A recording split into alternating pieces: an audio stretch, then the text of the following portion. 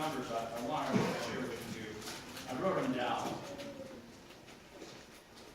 My question of you today is, if someone in your church had an unplanned pregnancy or a crisis, or they didn't know what to do, where would they go? In your church, where would they go? And I asked this question because 70% of the women who are going to have an abortion next week are in church. And 65% of them will be in church next Sunday before they go out next week and have an abortion. So next Sunday, the 22nd, is the National Sanctity of Human Life Day. In honor of that, we have some things to share with you today that are going to make your job easier, that are going to help you, and we're really excited about. So I'd like to introduce our Executive Director, Roberta. She is the face of CareNet. She is the person that drives CareNet, and she is going to take the microphone from you right now. Thank you, and thank you for coming. I honor your time because I know you're all very, wait, I'm supposed to stand by this and this. Is this? There you go. Okay, this is not good for me because I'm a walk around type person. So I thank you for being here, and again, I honor your time because I know you're all busy people. Thank you, Pastor Ryan, for that incredible sharing. Thank you, Pastor Greg, for hosting us here again in this unbelievable building, and Sylvia for all the work that you've done to help set this up. We so appreciate you, and I hope that some of you have gotten an opportunity to see the interview that Pastor Greg and I were able to do on the Hub. When did you do that? Sometime this week. And I hope that you'll take time to listen to it because Pastor Greg did an incredible job on the tying together CareNet with the churches. So I'd like to share a little bit with you about why we started the Pastor Alliance Luncheon. But to do that, I need to give you a little bit of background about myself because I think that sometimes people have this notion that pro-life people are these fanatics. And yes, we're Jesus freaks. So we're fanatics about Jesus, but I come from a background of being more pro-choice. I got involved in a Christian church that taught that it wasn't really alive until it took its first breath. And so I graduated from high school in 1978, so if you're doing the math, 5 years after Roe versus Wade, and people were using abortion like birth control because, after all, it wasn't really alive. And I think that's still one of the lies that's being taught now, and we have so many people who come in and say, oh, I didn't even know that it really had a heartbeat yet. I didn't know that it had feet or this type of question. So in 1990, I moved back to Santa Fe, and I got pregnant. I blame it on the water because I was told I couldn't get pregnant, and had a miscarriage.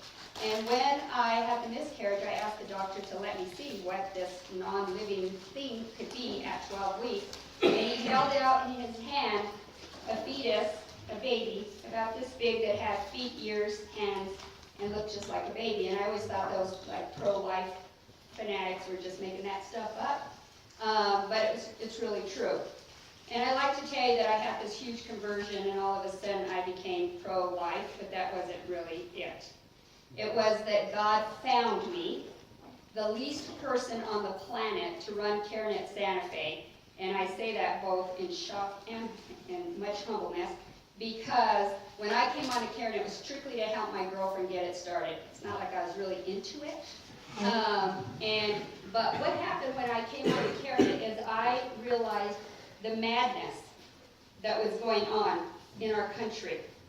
Because if you're like I was, you think, well, that's just an occasional thing that it's for somebody who really needs it, or in case of rape or incest or anomalies with the pregnancy, etc., that account for about 6% of all abortions. 94% of all abortions in America are done on healthy mommies in baby because that woman feels at the time there's no choice. So the reason we started this Pastor Alliance Luncheon is because until the church gets involved, abortion will never be defeated. Until the church gets involved, and as Jim mentioned, 70% of all individuals who have had an abortion are either, the most of them are Catholic or Protestant.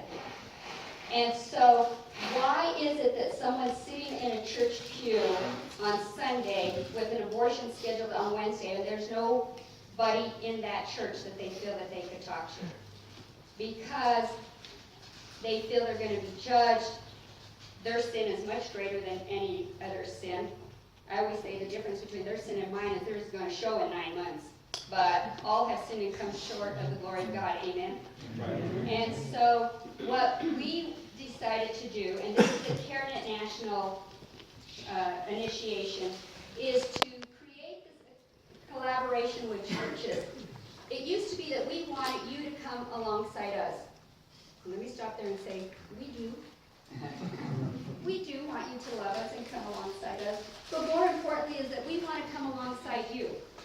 We want to come alongside you because you're where these people that need us are.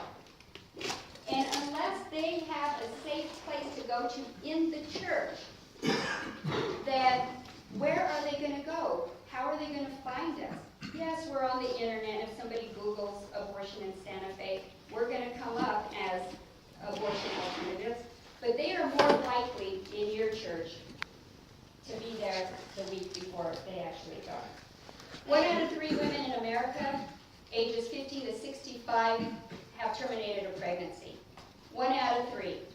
So what that tells you and that tells me is that there's people in our church who are hurting by a decision that they made at the time that they thought was the best decision for them. So in addition to us wanting to help you become the haven for these individuals, we also want those that are in your church to know that we provide post-abortive recovery so that they realize that that sin, like all other sins, went to the cross with Jesus. And so that's our twofold ministry with incorporating the churches. And so thank you for being our pal. Pastor Alliance Luncheon. I know, you're so our pal. And the last thing that I want to share with you before Kathy comes up is we got a survey that was done by the American Culture and Faith Institute. 91%, this was a survey done of active Christians in Christian churches and community. When asked, what do you want to hear from the pulpit? What subjects are you concerned about? We printed out a paper, and if you're interested in getting a copy of it, we'll be happy to get you one. It's called God's People Want to Know, and this is from the same institute, and it covers not just issues like life and abortion, but homeless things, political things, all kinds of subjects, and what church members have stated they're interested in. So if you're interested in getting a full copy of that, we will be happy to get that to you. But it was an overwhelming percentage, and quite a shock to me, that 91% of committed Christians 91% responded that they wanted information from their pastor concerning abortion, beginning of life, right to life, conception, abortion, and unwed mothers. So, there's a need in our church, and you know why there's a need in our church is because, 1, we're living in a fallen world, and 2, because the world is throwing all kinds of information to the people in your pulpits. I mean, in your church, in your congregation, right? So, they're listening to the radio and the TV and the media, and etc., and a little confused. And they're waiting for you, the pastors, to give answers about these complicated issues that we would really rather avoid, but because we live in the world, we have to address them. And so Kathy's going to share a little bit. I started to say, so CareNet National came up with this fabulous program called Making Life Disciples, and if you were here with us at our first Pastoral Alliance, we actually initiated the material and ordered it, and it's very cool. Kathy and I have now gone through that training, and I'm going to have her share a little bit.